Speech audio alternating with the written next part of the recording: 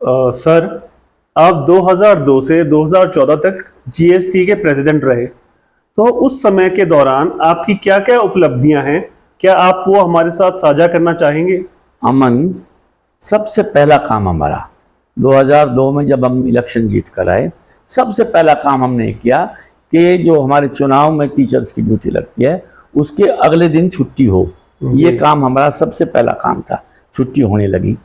दूसरा काम हमारा था कि 5वें वेतन आयोग में जो एसीपी स्कीम गवर्नमेंट एम्प्लॉय पर लागू हुई थी वो टीचर्स पर लागू नहीं थी।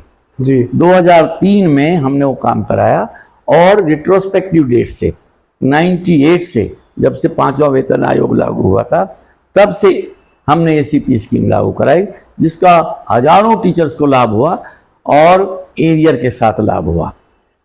इसके बाद में हमारा काम हुआ कि हमने 2010 में दो वाइस प्रिंसिपल की पोस्ट क्रिएट कराई। मैं आपको ये भी बता दूं कि हमारे जो पुराने साथी हैं दीक्षित जी, उन्हीं के टेन्योर में हर मिडिल स्कूल में और 10वीं तक के स्कूल में प्रत्येक विद्यालय में वाइस प्रिंसिपल की पोस्ट क्रिएट हुई।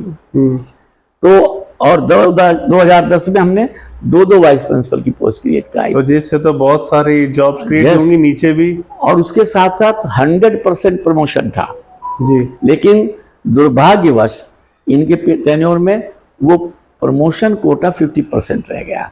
इन्होंने कोई आवाज नहीं उठाई जी। तो इसलिए हमारे प्रमोशन ब्लॉक हो गए।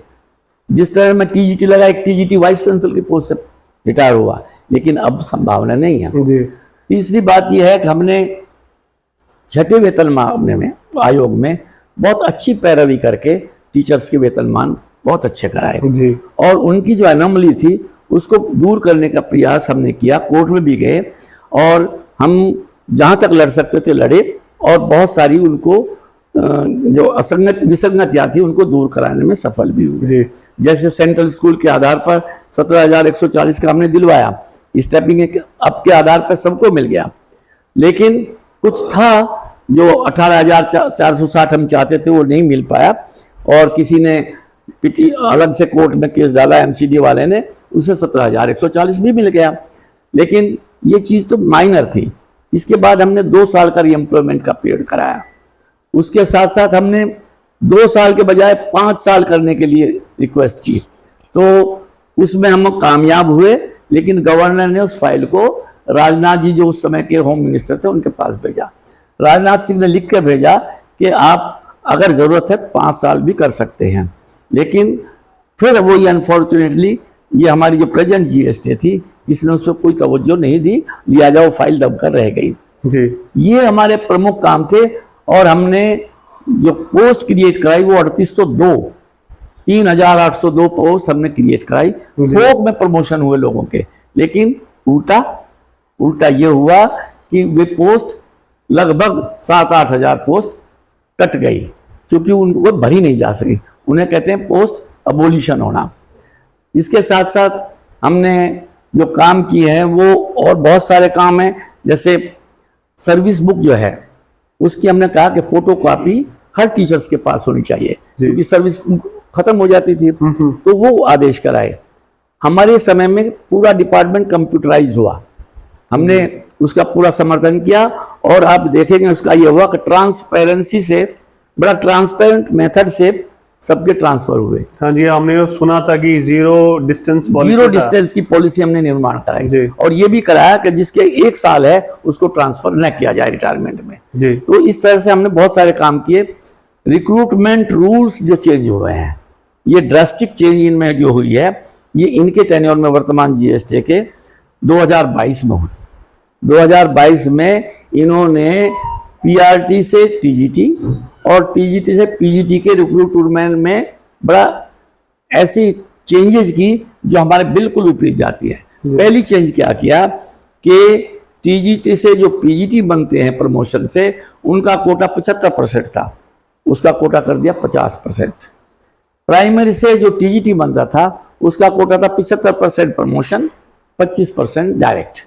इनने कर दिया उल्टा, 80% डायरेक्ट, 20% हमारा उनका कर दिया जो एमसीडी से या डायरेक्टरेट से आते हैं, और जो डायरेक्टरेट में असिस्टेंट टीचर हैं उनके हिस्से में केवल 2.5% 2.5% आया जी। तो इस तरह से, लेकिन ये बात हमारे टेन्योर में भी चली।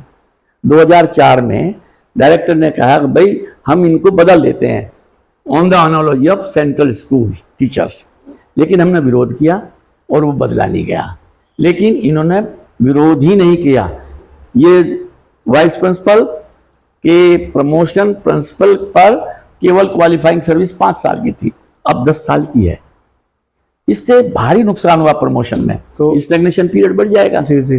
तो जी मैं आपसे पूछना चाहूँगा कि जो अभी करंट जीएसटी है जो 2014 के बाद इलेक्ट होके आई है, तो आपकी नज़र में इनमें क्या क्या खामियां हैं या ऐसी कौन सी चीज़ है जिससे हमारे टीचर संघ को इस जीएसटी से नुकसान हुआ?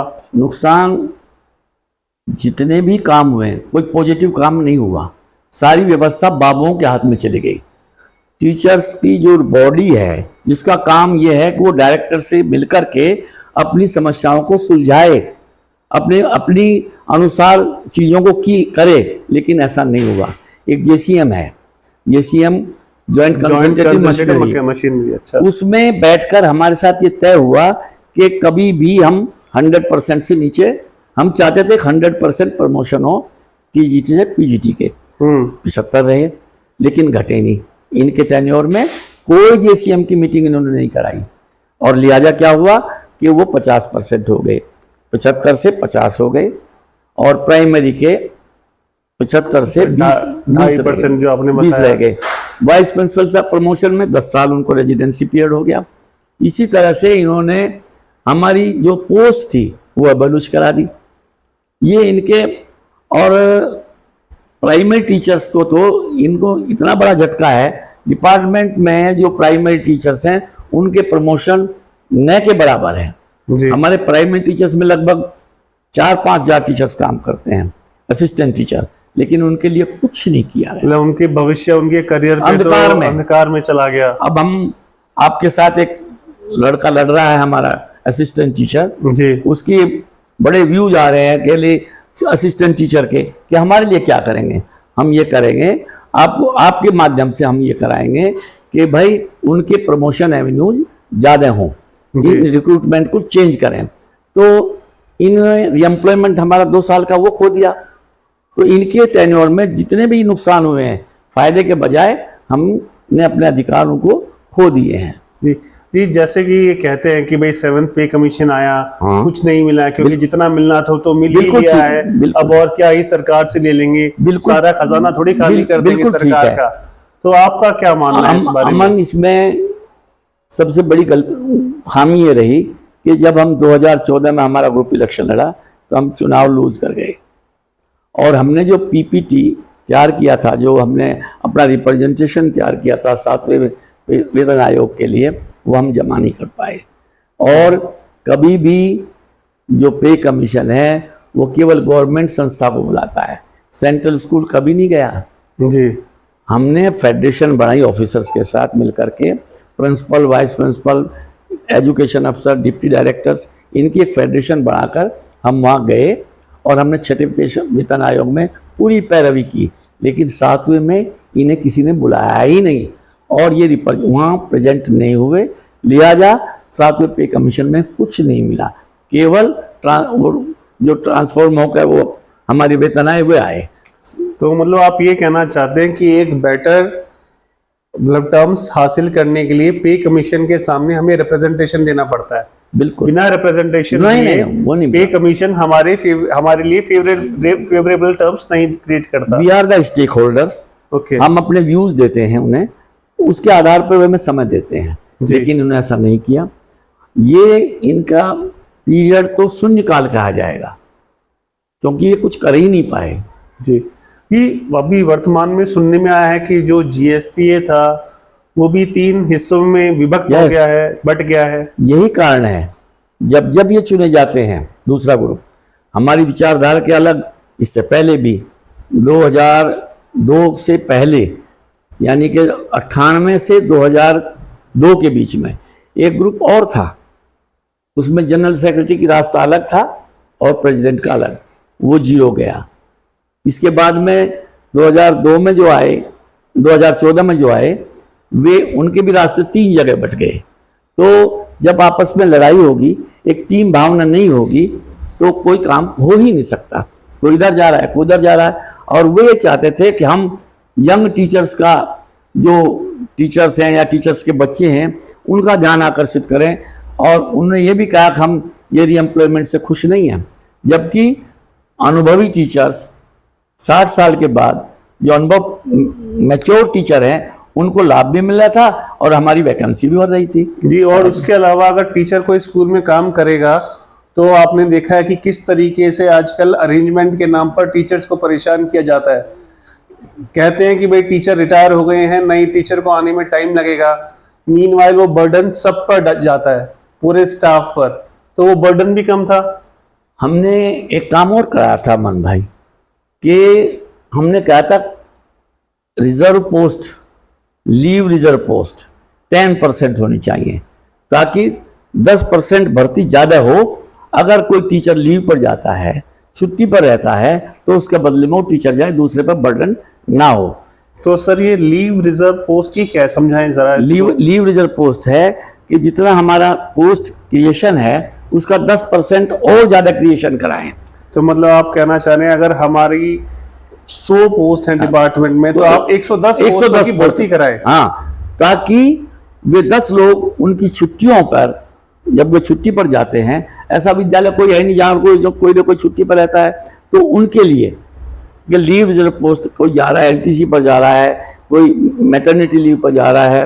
तो इस तरह से हमने ये कराया था, लेकिन वो ये क्रियान्वित नहीं करा पाए। जी। इस बार जीएसटीए चुनाव में श्री विनोद शर्मा और श्री अमन गहलोत के पैनल को भारी बहुमत से विजयी बनाइए।